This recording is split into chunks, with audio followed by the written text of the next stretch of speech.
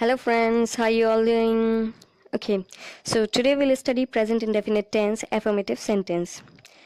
So friends, how can we come to know that a sentence spoken or written in Hindi is in present indefinite tense? तो आप देख सकते हैं कि इन sentences के end में ताहे तिये या तेहे आते हैं. Okay, now let's have a look at the rules. सबसे पहले हम subject use करते हैं, then verb की first form use करते हैं, और अगर आपका subject singular है तो verb की first form में SES लगा के उसका conjugation करते हैं. वो भी आपको आगे बताया जाएगा कैसे. Then आपका object use किया जाता है. ओके फ्रेंड्स, तो अब बात कर लेते हैं प्लूरल सब्जेक्ट की. Plural subject for example you, we, they, इनके साथ हम वर्ब की फर्स्ट फॉर्म यूज़ करते हैं और उसमें कुछ भी ऐड नहीं किया जाता है. इसी तरीके से अगर आपका सब्जेक्ट आई है तो उसके साथ भी हम वर्ब की फर्स्ट फॉर्म यूज़ करते हैं और उसमें कुछ भी ऐड नहीं किया जाता है. ओके फ्रेंड्स, तो अब बात कर लेते हैं सिंगुलर सब्जेक्ट की. Singular subject for example he, she और it. For this we have 3 rules to conjugate which I am going to let you know about. First rule है आपका कि वर्ब के एंड में अगर कॉन्सोनेंट और वाई आते हैं तो उसमें हम वाई को रिमूव करके IES ऐड कर देते हैं. For example let's take a verb try, यानी कोशिश करना. TRY, वाई को रिमूव करेंगे, IES ऐड कर देंगे. So this way try becomes tries. Next rule है आपका कि वर्ब के एंड में अगर S, Z, CH, SH, X या फिर O आते हैं तो इसके एंड में हम ES और ऐड कर देते हैं. For example let's take a verb teach, पढ़ाना या सिखाना. TEACH, CH आ रहा है तो इसके एंड में हम ES और ऐड कर देंगे. So this way teach becomes teaches.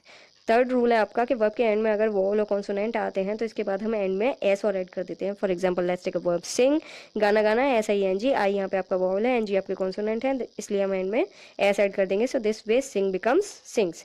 तो ठीक है, अब ट्रांसलेशन देख लेते हैं कि किस तरीके से किया जाता है. यहाँ पे आपका फर्स्ट सेंटेंस दिया हुआ है कि आप रोजाना अखबार पढ़ते हैं. आप यानी यू, ये आपका सब्जेक्ट है, पढ़ने की वर्ब है रीड. फर्स्ट फॉर्म यूज होगी यहाँ पे क्योंकि यू आपका प्लूरल सब्जेक्ट है. ओके, अब क्या पढ़ा जा रहा है? अखबार पढ़ा जा रहा है, वो भी रोजाना. तो ये अ न्यूज़पेपर डेली, ये क्या हुआ? आपके ऑब्जेक्ट हो गए. तो सेंटेंस क्या बना? You read a newspaper daily. Okay, next sentence है आपका कि वह उन बच्चों को पढ़ाता है.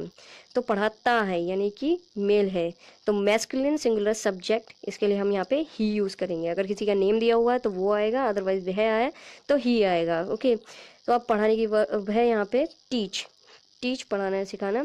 तो TEACH. अब इसमें हम ES और ऐड कर देंगे क्योंकि ही जो है हमारा वो सिंगुलर सब्जेक्ट है, इसलिए हम इसको टीचेस कर देंगे. सो ही टीचेस. अब किसको पढ़ा रहा है? उन बच्चों को पढ़ा रहा है, तो दोज चिल्ड्रन. तो सेंटेंस क्या हुआ? He teaches those children.